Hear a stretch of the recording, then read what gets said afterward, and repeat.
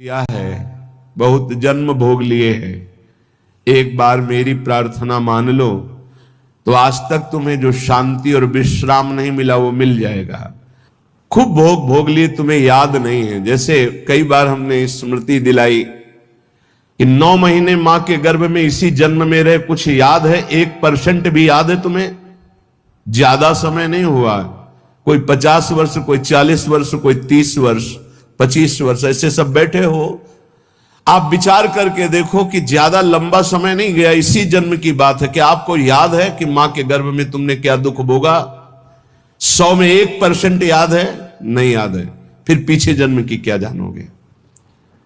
ना भवता ना पे संसार मध्य, इस जगत में ना तुम कभी सुखी हुए हो ना सुखी हो पाओगे यदि भजन नहीं करोगे। देखो, जब बच्चापन तो सिखाया जाता है खूब बढ़िया पढ़ो लिखो, धन कमाओ, ऐसे योग्य बनो, बढ़िया है। कभी अध्यात्म नहीं सिखाया, कभी नाम जप नहीं सिखाया, कभी ये बैठ के नहीं सिखाया कि बड़ों का आदर कैसे किया जाता है, कभी ये नहीं सिखाया कि मनुष्य जीवन का लक्ष्य क्या है। अब वो पढ़ाई लिखाई में गए, व्यसन सीख गए, व्यभिचार सीख गए, अच्छी नौकरियां पाई, पैसे हैं, और फिर घर में आकर के उन बूढ़े माता पिता को जो चलने लायक नहीं है, दरवाजा बंद करके वैसी दुर्दशा करते, मारते हैं, पूछो मत। जब ये दृश्य देखने को मिलते हैं ना, तब लगता है भगवान कृपा करो इन माता पिता को जो अपने बच्चों को शिक्षा नहीं दे रहे हैं कि धर्म किसे कहते। तुम समझते हो ये धन कमाने लायक बन जाएंगे तो तुम्हें सुखी करेंगे। ऐसे जैसे जानवर को मारते हैं ना क्रूर कर्मा लोग, ऐसे बूढ़ी माता को मारते हैं, पिता को मारते हैं, पूछो मत। तब लगता है ये जानवर पैदा हुए हैं, ये मनुष्य रूप में पशु पैदा हुए। पशु क्या राक्षस है? माने मातु पिता नहीं देवा, साधुन ते करवावे सेवा, जिनके ये आचरण भवानी, भगवान शंकर कहते निश्चर सम जानो प्राणी। निश्चर कहते राक्षस को, वो राक्षस है। तुम अपने संतानों को राक्षस मत बनाओ। ये जो केवल तुम मात पिता बाल कहीं बुलावे, उधर भरे सोई जतन सिखावे, तुम राक्षस बनाने की चेष्टा कर रहे हो। बहुत सज्जन बेटा एक आया था अभी 2-4 दिन के अंतर्गत, एकांतिक। उसने कहा मेरी मां कहती कि तुम्हारा मोबाइल तोड़ देंगे यदि तुमने सत्संग सुना। मेरा बाप कहता है कि तुमको हमारी कसम है यदि वृंदावन गए। यही बच्चे जब सतमार्ग से विमुख हो जाएंगे और शराब पीकर घर आएंगे, तब तुम्हारी पूजा करेंगे, तब तुम्हें अपनी कसम ध्यान आएगी कि अगर ये वृंदावन जाता, साधु समागम करता, तो आज लातों से न मारता। आज ये मेरी दुर्दशा न कर। चीख रहा है, क्या है? भ्रातर भोगास भुक्ता, भुगतोगे। ये जो कर रहे हो कर्म में भुगतोगे। तुम्हारे बेटा बेटी देख रहे हैं कि बुढ़े के साथ कैसा तुम कर रहे हो, वही इंतजाम तुम्हारे लिए रहेगा, वही इंतजाम, उससे बढ़ के ब्याज सहित। चिंता मत करो। इसलिए हम सबसे प्रार्थना करते हैं, ये कर्म भूमि है, जो बीज बोओगे वही फल काटोगे। आज देखने में लग रहा है कि माता पिता के साथ बड़ा अन्याय हो रहा है, लेकिन सत्य पूछो तो ये उनके कर्म का फल उनको देखने को मिल रहा है। न कभी राम बोले, न कृष्ण बोले, न हरि बोले, पूरा जीवन केवल इसी में लगाया। तो देख परिणाम, जिनके लिए जीवन लगाया वही तेरा जीवन लेने के लिए तत्पर हो रहा है, वो वही तेरा नाश कर रहा है। जिसको तूने सजाया वही तुझे दंड दे रहा है। क्यों? भगवान का विरोधी भाव रखने वाला कभी सुखी नहीं हो सकता।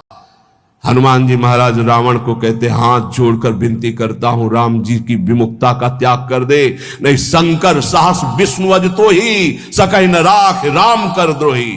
मैं सभा में कह रहा हूं, ये हजारों ये भगवत स्वरूप महापुरुष भी तेरी रक्षा नहीं कर पाएंगे। तेरा विनाश हो जाएगा यदि तू भगवान से विमुख रहेगा। हे भ्रातर भोगा सुभुक्ता की न इव भवता नापि संसार मध्य।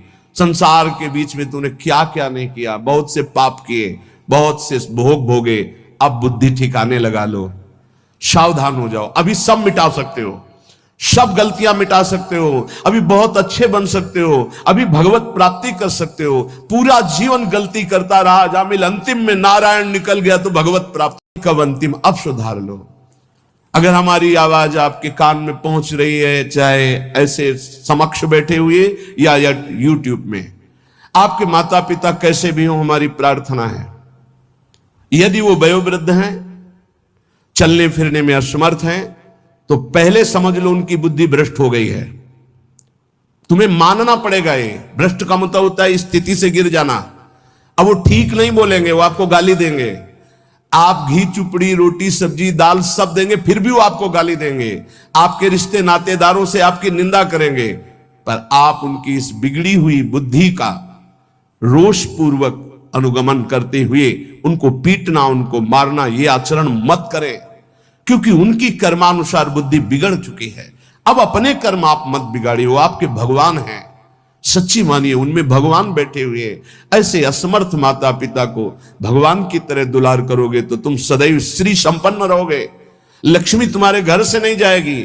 और जिन घरों में माता पिता को त्रास दिया जाता है, जिन घरों में आए हुई पानी ग्रहण करके पत्नी के साथ अनर्थ नाना प्रकार की दोष वृत्तियां, वो घर कभी श्री संपन्न नहीं हो सकता, सुख संपन्न नहीं हो सकता।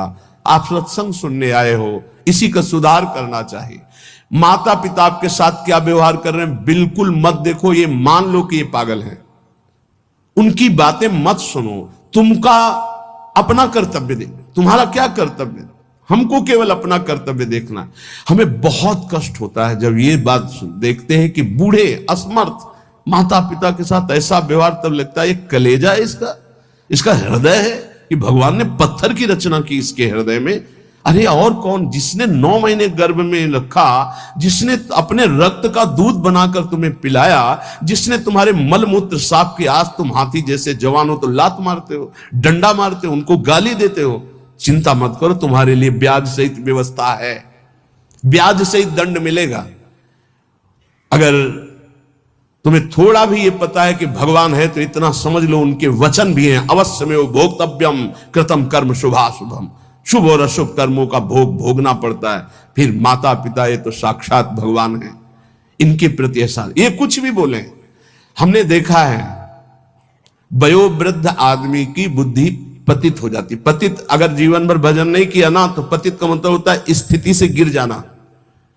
भ्रष्ट होने का मतलब है गिर जाना। अब उसको जो बोलना चाहिए वो नहीं बोल पाएगा। उस समय हमको क्रोध नहीं करना कि हम तो इतना खवाते पिलाते, ये हमारी निंदा करते। ये हम बहुत गूढ़ बात आपको कह रहे हैं।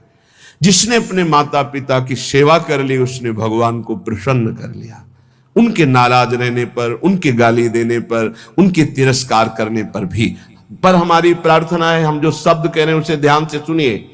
जो माता पिता असमर्थ हो चुके हैं, चलने फिरने लायक नहीं है, उनके वर्ताव और उनके कटु वचनों पर ध्यान न दिया जाए। उन्हें भगवान की तरह पूजन करके उनकी सेवा की जाए। जितने दिन जिए खूब मेहनत करके कमाओ, उनको खाओ पियो, कपड़ा लत्ता, सुखपूर्वक जीवन, तो तुम्हारा लोक और परलोक दोनों बन जाएगा। ये शब्द हम शर्त इसलिए रखते हैं कि जो माता पिता अपने कर्तव्य का पालन करना नहीं जानते हैं और अभी चल फिर रहे हैं, मनमानी आचरण करते हैं, गंदे विचारों का पोषण करते हैं, पोषण करने वालों का शोषण करते हैं, ऐसे माता पिता के लिए नहीं कह रहे। हम उन असमर्थ माता पिता के लिए कह रहे हैं कि जिनकी वास्तविक बुद्धि बिगड़ चुकी है, शरीर सेवा में समर्थ स्वयं नहीं रह गया है। अब हमारा कर्तव्य बनता है वो गाली दे, वो पड़े पड़े हगे, तो भी हमें उनकी सेवा करनी चाहिए। निश्चित भगवान प्रसन्न हो जाएंगे, निश्चित। हमने आपको कई बार उदाहरण में बताया है महाभारत का प्रसंग। एक महात्मा कश्यप नाम के